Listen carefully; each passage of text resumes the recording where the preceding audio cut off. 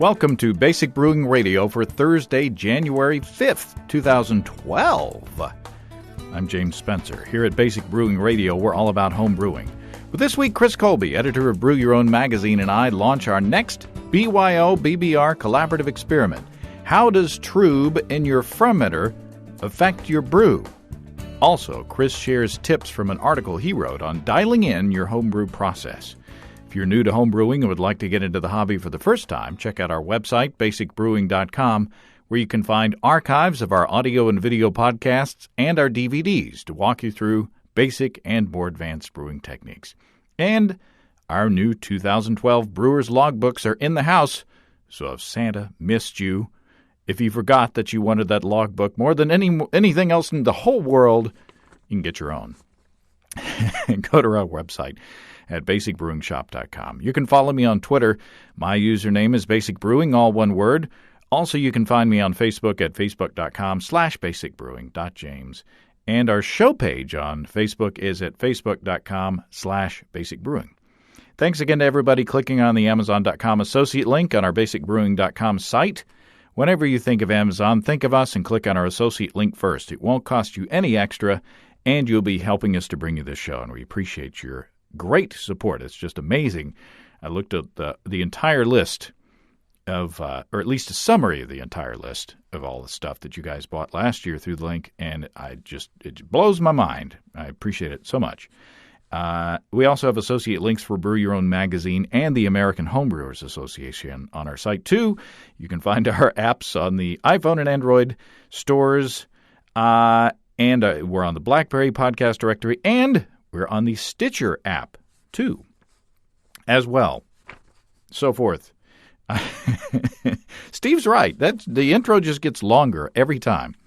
I hope everybody had a great holiday season and has a wonderful start on the new year. And I have to apologize for the huge delay in getting back to you. If you email me the latter part of December, I was incommunicado. I was with being out of town and being with family and other holiday stuff.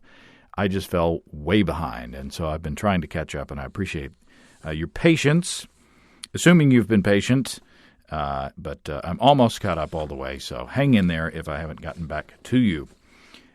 Here are some notes from people who have heard back from me. First of all, Darnell Bronner, who you've heard on this show, has a tip for brew-in-a-bag brewers. Darnell says, I'm not sure if you've mentioned this on your show before, but I've found the hang, twist, squeeze method of extracting excess liquid from your grain bag to be cumbersome. Boy, I'll say. It's hot, too. You have to have manly calloused hands. I understand. I don't. But anyway, Darnell says the method I use is as follows. Number 1, pull the grain bag out of the pot and let drain for a minute. Number 2, with a free hand, put an oven rack on top of your pot and between the pot and the bag. Number 3, put a food-grade 5-gallon bucket with holes drilled in the bottom, making it a huge colander on top of the oven rack. And then number 4, place the grain bag into the bucket. That's pretty smart.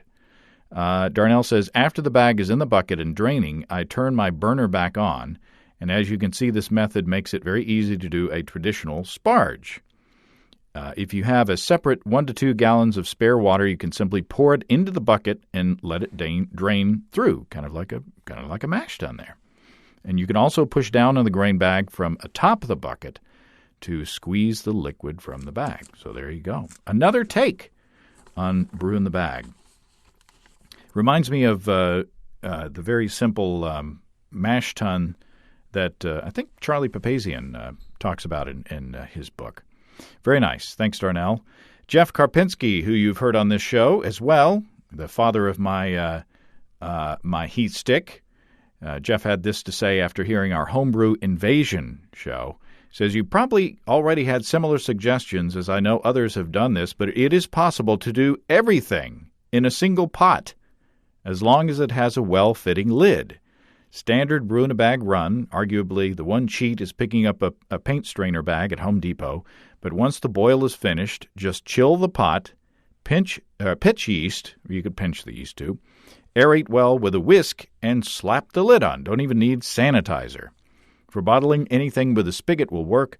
Say an iced tea pitcher, or even better, one of those Arrowhead 2.5-gallon fridge jugs. Good point. I should have thought of that. Everything stays in the kettle or the pot until time to package. There's really no need to rack it out of there. If you're doing the homebrew invasion thing, you just put your yeast in the kettle after it's chilled. I guess the only drawback is that the pot is out of service until the beer is done. So we are still in the works on finishing up that beer, and we haven't tasted it yet, but I'll let you guys know how it turns out when we do. Tim from Eureka, Missouri writes, I was listening to your December 22nd Homebrewing Disasters episode, engrossed in the details of an Excel spreadsheet, and took a big old swig of my coffee just as Steve commented, talk about your house yeast. He says, now I am cleaning my office, my desk, my monitor, keyboard, family pictures, office toys, etc. Tim says, as fine as the spit take was, I'm sure I'll be finding latte lacquer well into the new year. Sorry about that, Tim. I heard from several of you guys who had inappropriate outbursts in public places during that show, and I give all the credit to Steve. You just never know what he's going to say. We tend to call him Mr. Non Sequitur around here because he just comes out of nowhere with some of that stuff. Finally, I got a nice note from Kevin Welch, who is a fellow Arkansas native, no longer an Arkansan. He is a home brewer and BBR listener from way back. Kevin and his wife are going pro. Kevin says, my wife and I have been planning to open a Belgian-inspired microbrewery in Minneapolis for the past 5 years. While taking the short train ride from Brussels to Leuven during doing research for our brewery, I can still vividly remember listening to the 7/2/2009 episode in which Ken Grossman of Sierra Nevada speaks of the early lessons he learned at Sierra Nevada. Finally, we will now get to see Boom Island Brewing Company go from home brewer to pro brewer as we tap our first retail keg on Thursday next week at a new craft beer pub in the Twin Cities called the Pig and Fiddle. Well, congrats, Kevin. I think that when you wrote that, next Thursday was actually last Thursday. So I hope there's still some. Well, maybe I'm hoping it's all gone. But anyway, if you're in Minneapolis and around the Pig and Fiddle, go look for the beers from Boom Island Brewing Company and give a taste from a fellow Basic Brewing Radio listener who's gone pro. All the best with Boom Island. And I hope to see Boom Island soon on the lists of favorite beers that everybody comes out with every year. I would love to go back up there one day and tour the facility and taste some beers myself. Always fun to hear somebody going pro. I get jealous, and then I think of all the work that Kevin and his wife have ahead of them, which will be rewarded, I'm sure. Get your experimenter hat on. It's time to launch the first collaborative experiment of 2012. Well, Chris Colby, Happy New Year and welcome back to Basic Brewing Radio. Happy 2012 to you, James. Boy, I'm still writing 2009 on my checks. Time goes so fast. I lose track of it completely. Well, I trust you had a good holiday season, and I hope that you've got a good start on your new year. Yeah, pretty good start.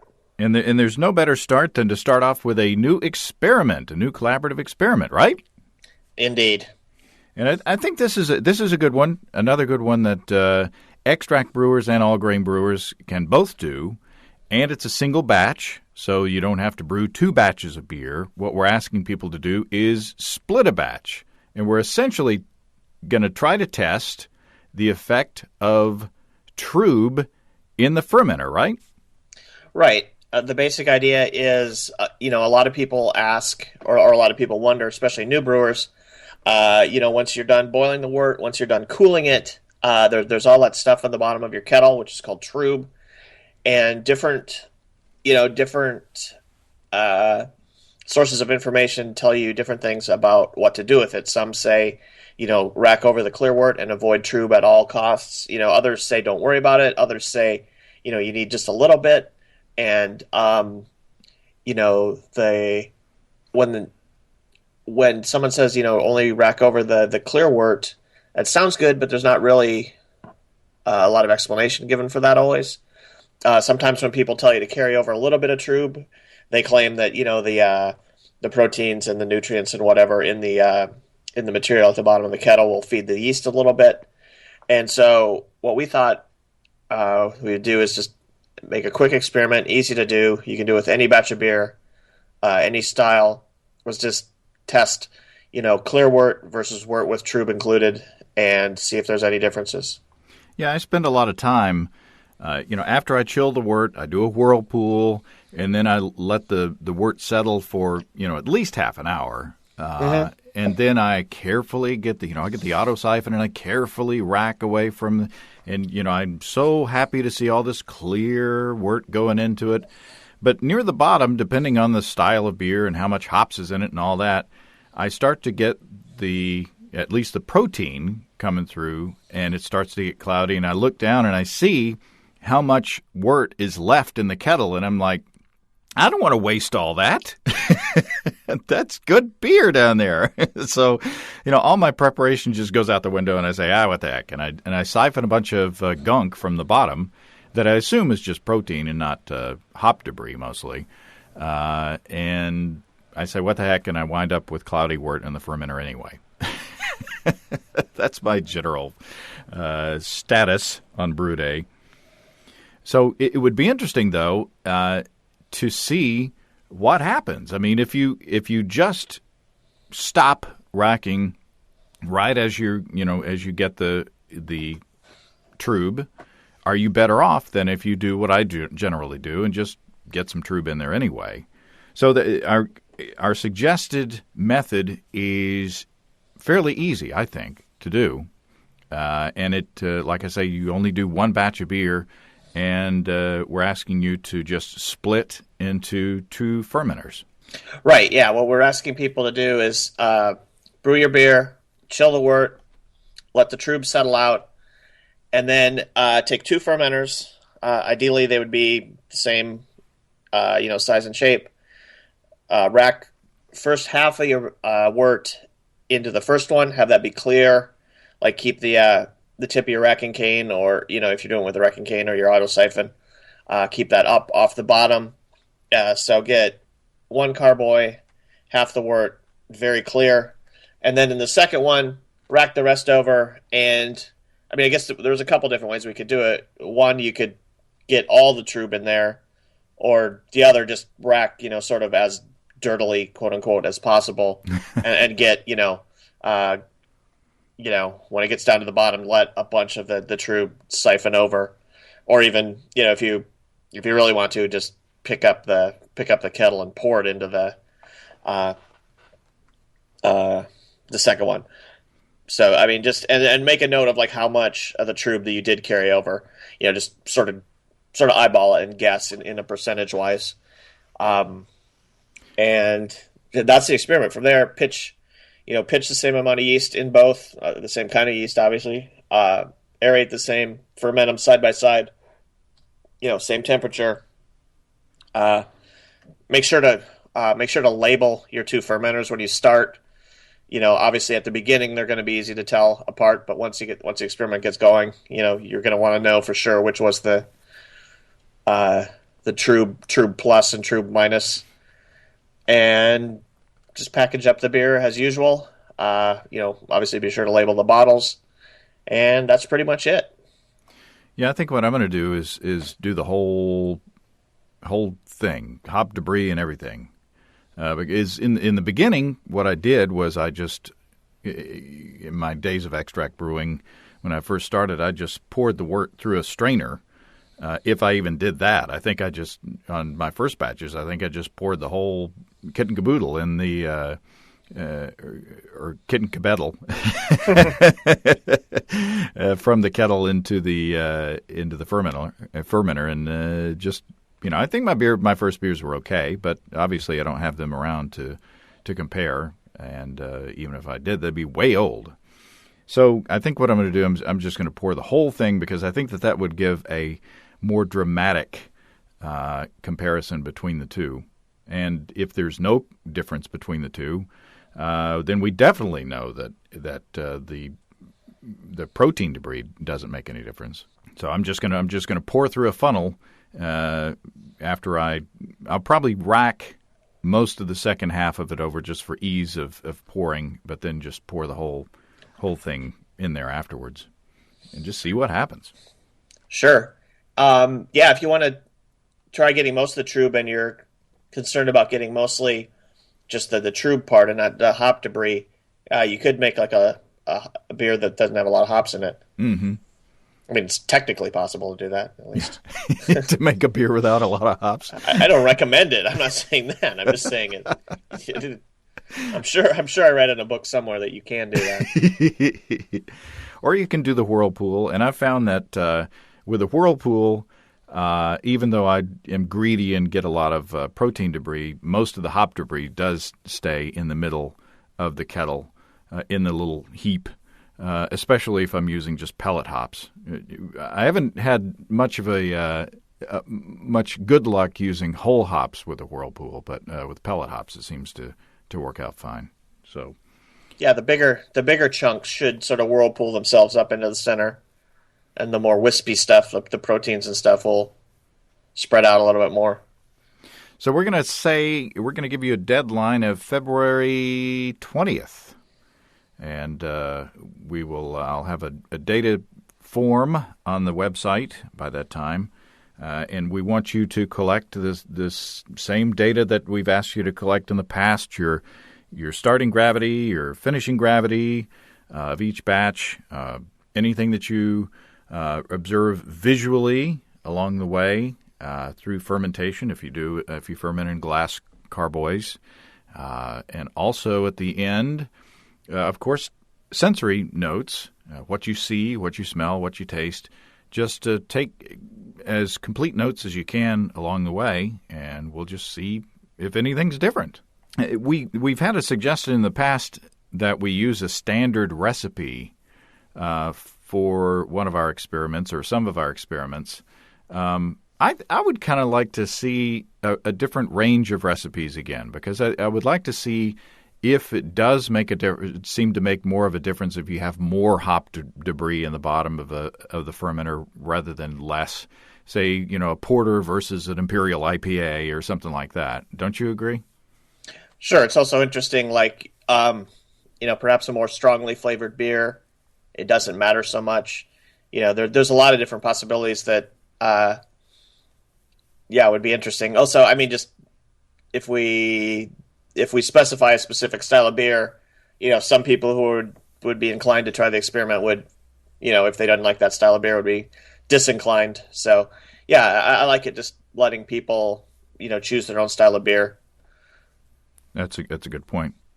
And you've also got another suggestion that's easy to do at the same time or separately. I mean, if you don't want to do the split fermenter experiment, you've got another experiment that people can do to test the cleanliness of their procedures. Yeah, here's an experiment that you can do easily, and it's really something you should probably be doing with every batch of beer you make, and it's called either a forced wort test or a wort stability test. And the basic idea is you take a little bit of your wort after it's been chilled, when it's on its way to the fermenter, but before it's been pitched or aerated, and you just take some of that wort, which should be, sanitary. You put it in a sterilized vessel. You keep that somewhere warm, room temperature or above, ideally around 80 degrees, and you basically monitor it for how long it takes to start fermenting with just the contaminants in it. And to do it at home, all you need is like a little glass jar with the lid, any old sort of, a jar that cherries came in, or like a baby food jar, or anything that, you can just sanitize. And those things are really easy to sanitize because you just boil a pot of water and stick both the lid and the jar in it for, 5 minutes should do it if it's clean. Basically fill it about half full with wort, Put the lid on it. Don't keep the lid on loose, because once it starts fermenting, you don't want to make a little glass bomb out of your wort stability test. But keep the lid on it enough to keep airborne contaminants from falling in it. And then store it somewhere about 80 degrees Fahrenheit. Ideally, if not, just find the warmest place in your house or apartment. And then you just monitor it for how many days it goes, before you start seeing signs of fermentation, which, you'll see at the very beginning. You'll see usually like a little spot on top where, bubbles have been rising, and they, there's a little spot of foam on top of the wort. Or, sometimes if you miss it, you'll come in the next day, the whole top will be covered with foam. And you can also smell it, although you usually want to wait until you see evidence of fermentation before you open up the vessel and smell it, because obviously opening it up exposes it to airborne contamination. Mm-hmm. And basically the idea is if your wort starts fermenting on its own, warm after 24 hours, after only one day, you've probably got some serious problems with your cleaning and sanitation. If it goes 2 whole days before it starts fermenting, at 80 degrees, you're probably okay. And if it goes 3 days, then you've actually done a very good job of, keeping things sanitary. Now, obviously, this doesn't test how clean your fermenter is. It just right. It just gets you from post boil or post chilling, I guess, into the point where you're about to put the wort into the fermenter. Right. I think the biggest thing it tests is, obviously when you've got your wort boiling in the kettle, everything should be sanitary at that point.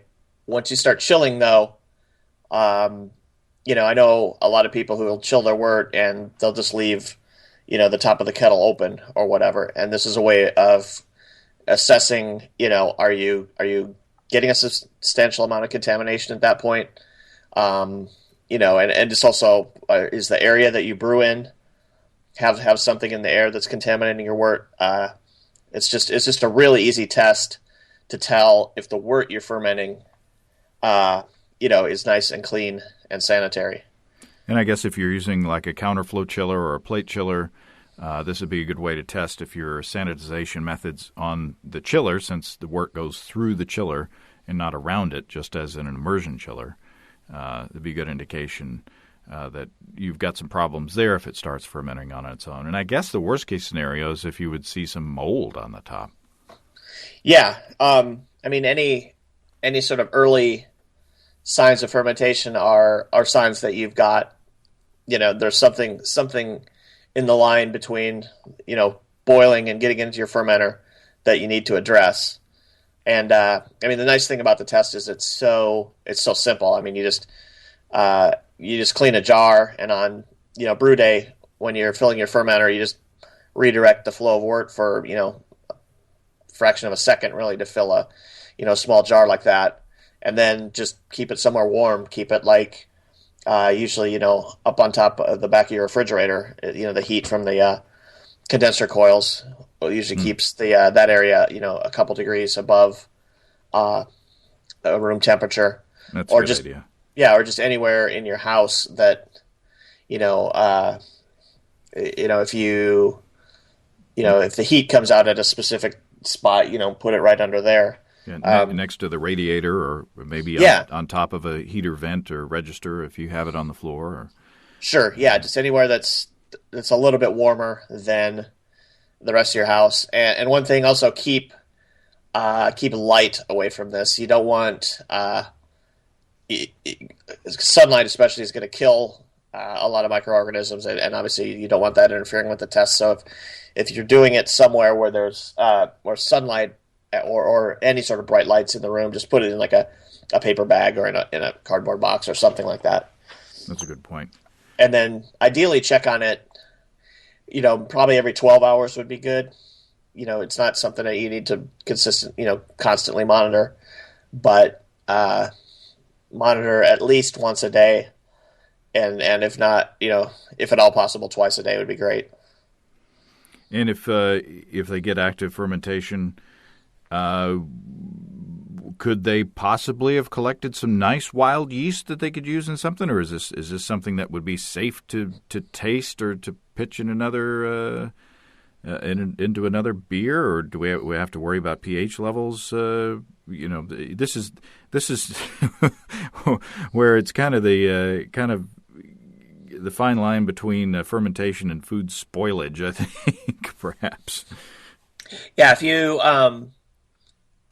in this test, you're going to be testing full strength beer wort, and although beer wort can get contaminated with anything, including pathogenic organisms and certainly organisms that will make your beer taste horrible, no pathogens can actually grow and ferment it. So by the time it ferments out, the odds are overwhelmingly likely that you could taste it if you wanted to.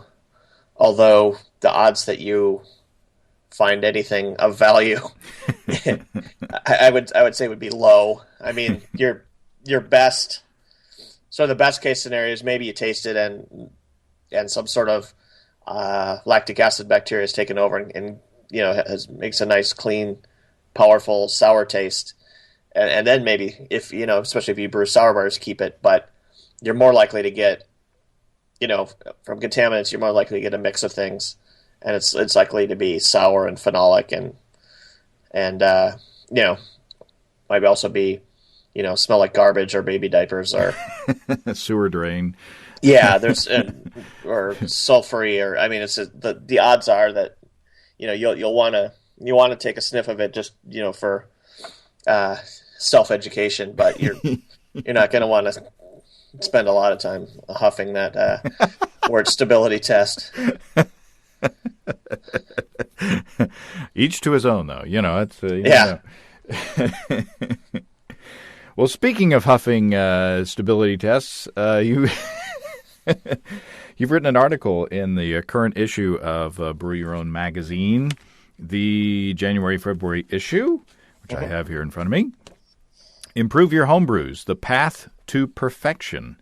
And you've got some really useful sidebars on cleaning and sanitization, where you talk about the wort stability test, a brewing notebook, your guide to your brewery. There are commercial versions of that around, aren't there? I think I've heard of one, yeah.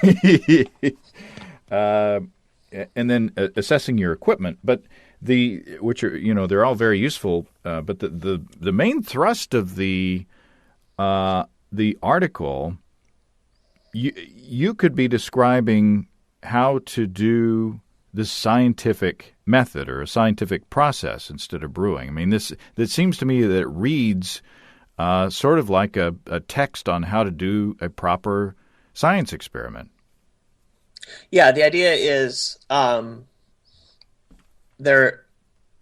core of it, really, how to improve your homebrew. You could replace homebrew with how to improve, anything, just about. I try to give a generalized idea of how to just get better at brewing, and I give a few examples in the especially the sidebars go into some specifics, and I also cite a couple BYO articles that are online, 10 Steps to Better Beer and 10 Steps to Better Extract Brewing, that give sort of like those two articles, or the idea is here's the 10 most important things, but the article in Gen Feb is more of a like here's the overall process to get you to brew better beer, and there's basically only a couple. When you boil it down to it, there's only a couple steps, and the first is just gather all the information that you can first about the kind of beer you're brewing. If it's it's an established beer style, read up on it, and also get as much information on your beer, and that includes maybe sending it off to a contest. If you live somewhere where there's a homebrew club, get some people in your homebrew club to taste it, especially someone who, maybe enters contests frequently and can taste it and give you some, standard beer descriptors that relate to your beer. And so anyway, you gather information, and then you brew the beer, and then you just repeat that process. Mm-hmm. You know, and each time you repeat it, you find the biggest problem that it has, or if there's no real overwhelming problem, just something you want to try with it.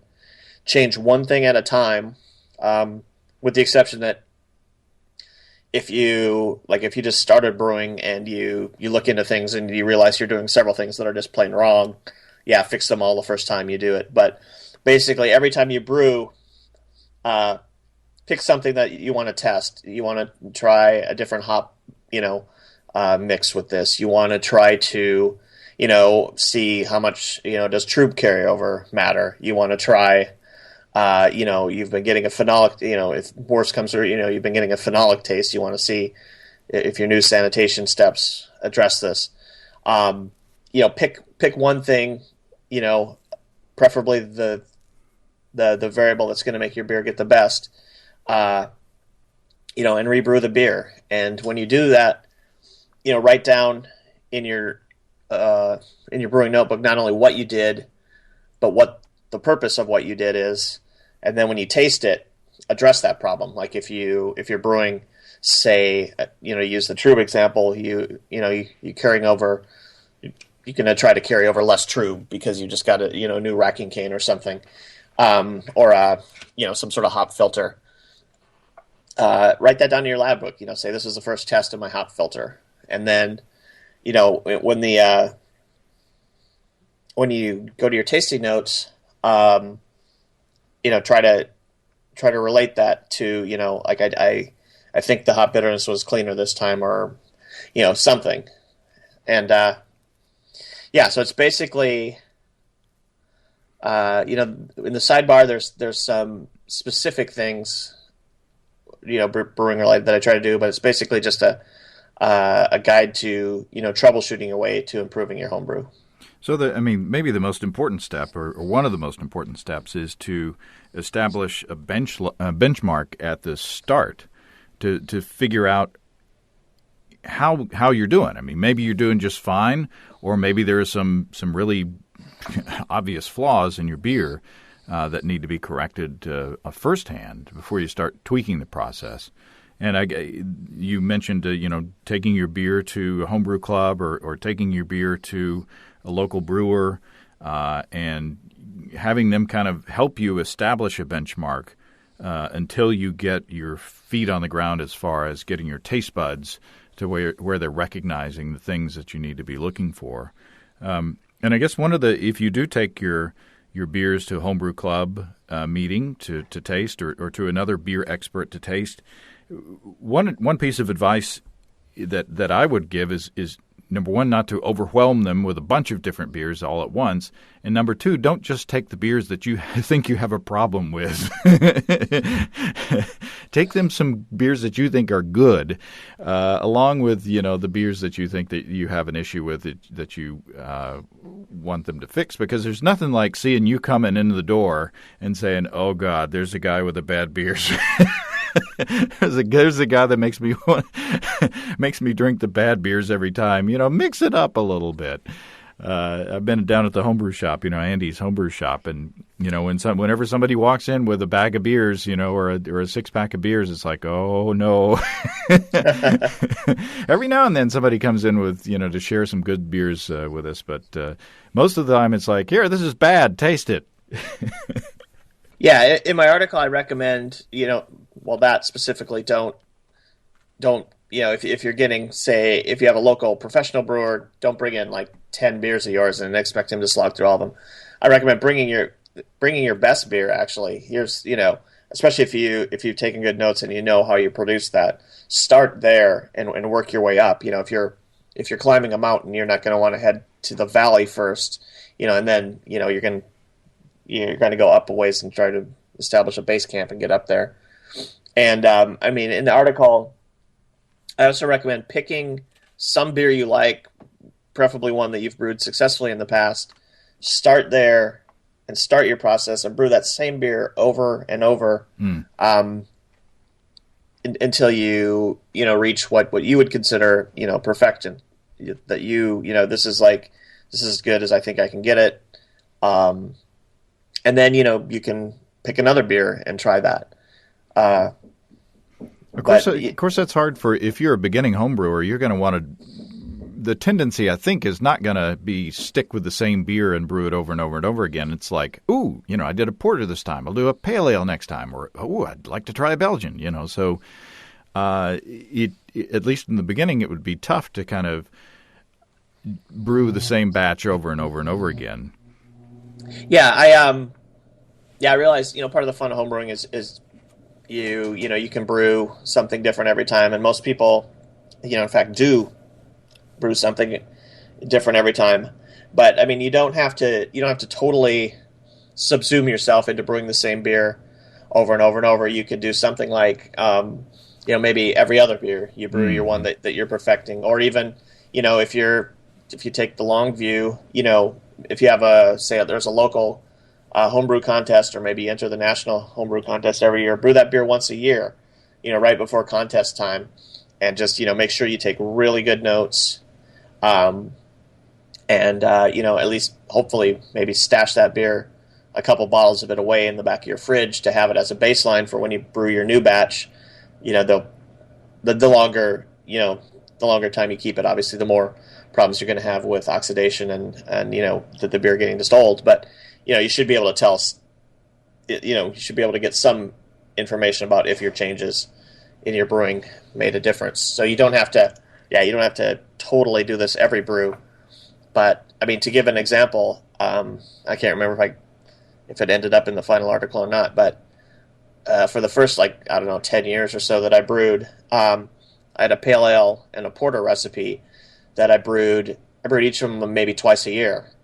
And so over the course of 10 years, I'd brewed 20 plus examples of both, and they got to be pretty good beers. When I entered them in contests, they scored pretty well.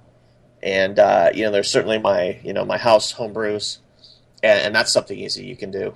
Yeah, it's kind of like now that I've got a kegerator, I'm able to put 3 kegs in my little kegerator, and so I tend to rotate either having a Belgian pale ale or just an American pale ale on tap, back and forth and doing little experiment beers or doing other beers in the mix too as well. But I'm feeling more and more confident with those beers that I brew more often, and I'm able to recognize tweaks because I've had the beer so many times that it's kind of run a groove in my taste buds, so to speak, and so I can kind of recognize that beer and recognize if something that I've done has made an effect. So there is something to be said for repeatability.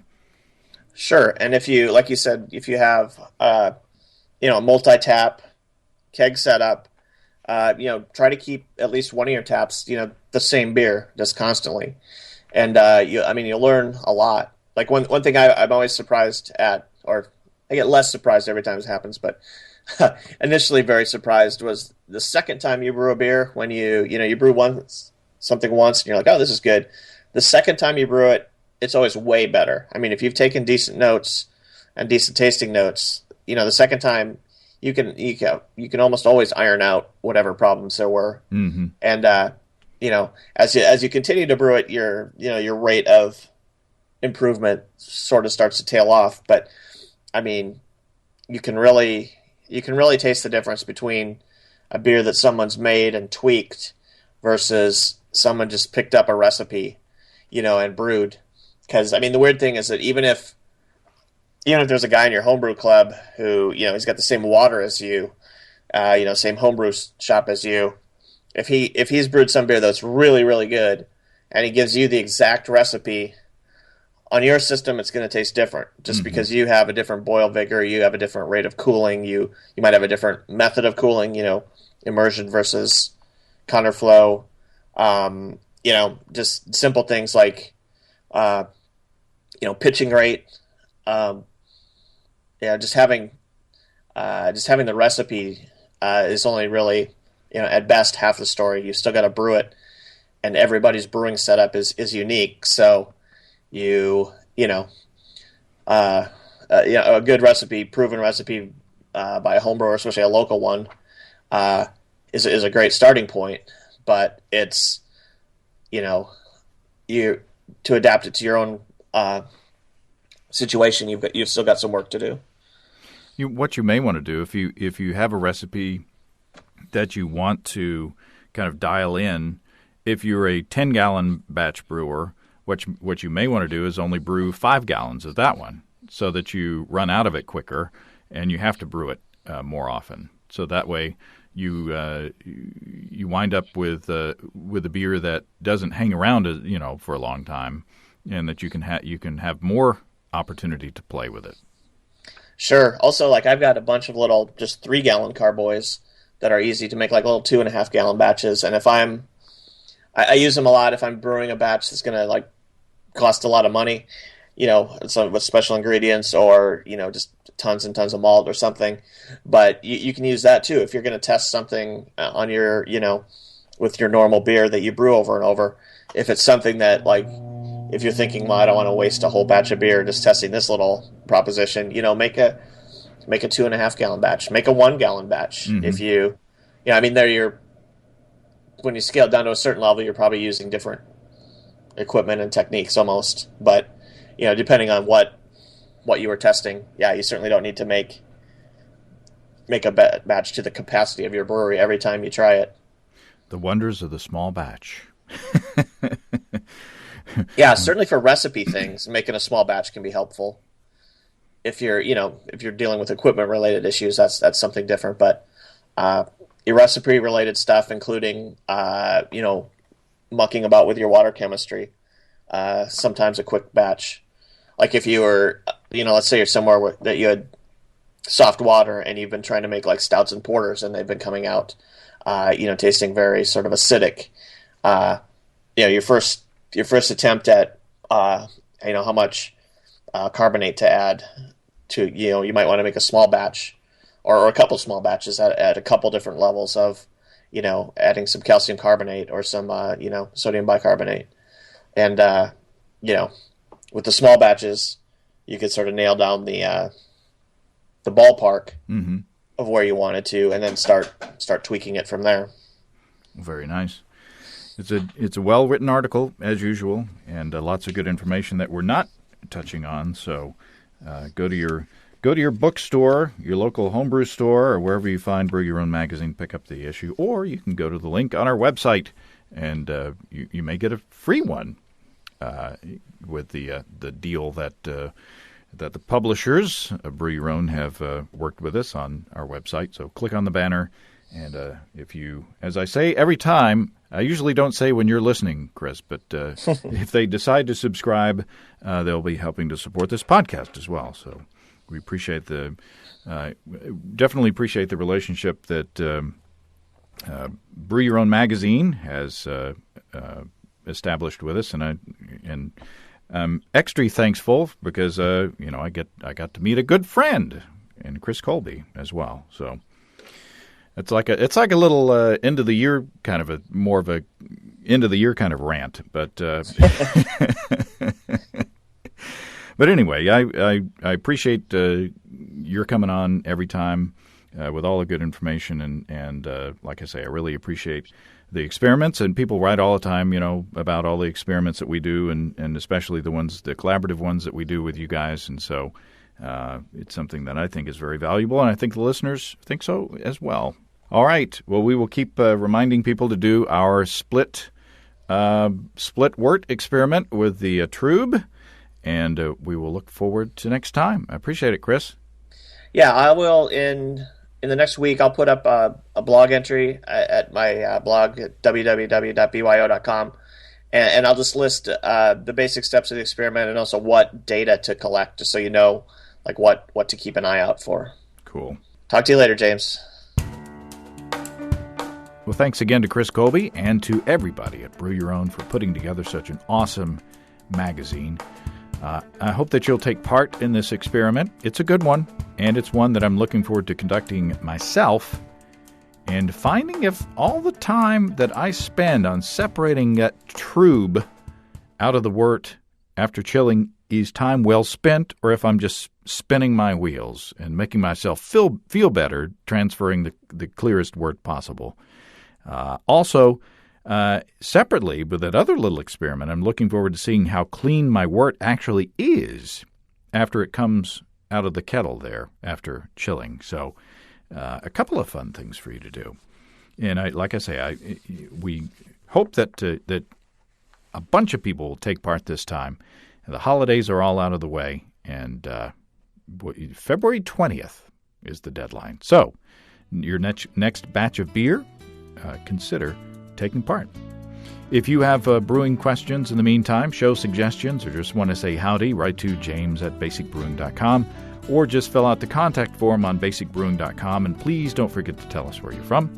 Be sure to check out our DVDs, Extract Brewing and Partial Mashing, Stepping into All Grain, Low-Tech Lagering and Decoction Mashing, and Introduction to Wine Kits. You can find them all on our site, along with our 2012 Brewer's Logbook, which is still going out the door. We still have a bunch, so get yours now. We've got combo deals to save you a few bucks if you want to buy more than one DVD at a time on our shop, and you can check out our shirts as well. You can see a listing of the fine folks across the country who sell our DVDs on basicbrewing.com, and if there isn't a vendor in your area, you can order them online in our online shop at basicbrewingshop.com. Thanks to everybody who's continued to click on our Amazon.com link. We appreciate the support. Our featured products this week that were purchased through the link are Strange, Sudden, and Unexpected, True Stories from the Files of the Smithsonian Institution's Center for Short-Lived Phenomena. And Pioneer VSX52 7.1 channel Elite AV receiver. Ooh. Thanks again, everybody. Remember, I can't tell who bought what, so no worries there. Just click on the Amazon.com logo on our site the next time you feel like Amazon shopping, and we greatly appreciate your support. Don't forget, you can also join the American Homebrewers Association or subscribe to Brew Your Own magazine through the associate link on basicbrewing.com as well. That's all until next time. Until then, thanks for listening. I'm James Spencer. Production help for Basic Brewing Radio and our website is provided by our buddy Kelly Dodson. Basic Brewing Radio is a production of Active Voicing. We'll talk to you next time, everybody. So long.